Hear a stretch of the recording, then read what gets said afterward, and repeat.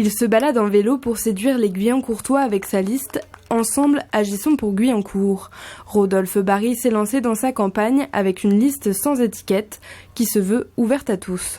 L'objectif, c'est d'aller à la rencontre des Guyancourtois. Donc, il y a plusieurs modes. On a décidé, nous, d'y aller à vélo parce que la ville, elle n'est pas si grande que ça et c'est plus simple pour se déplacer. Puis, comme en plus, d'un point de vue écologique, on veut réduire l'empreinte carbone de la commune, on ne va pas non plus, nous, se déplacer en voiture. Donc, comme la ville n'est pas très grande, on se déplace en vélo de quartier en quartier. Donc, on a fait ça la semaine dernière et puis ça a super bien marché. Distribution de tracts à la sortie des commerces. Une technique qui ne marche pas tout le temps, mais qui séduit certains habitants, entraînant des échanges constructifs. Ils sont sur le terrain, donc forcément, c'est plus facile d'avoir des gens sur le terrain, c'est de les rencontrer.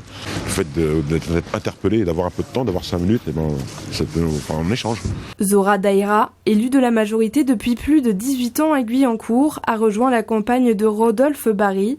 Ne trouvant plus sa place auprès de l'équipe municipale, elle se tourne désormais vers les municipales 2020 avec une liste sans étiquette. J'étais partie pour ne plus reprendre ou refaire de la politique. J'étais sur le site de chaque candidat, j'ai fait les réunions publiques de chaque candidat et donc j'ai rencontré M. Rodolphe Barry à la fête de la musique tout simplement. Je me suis présentée à lui.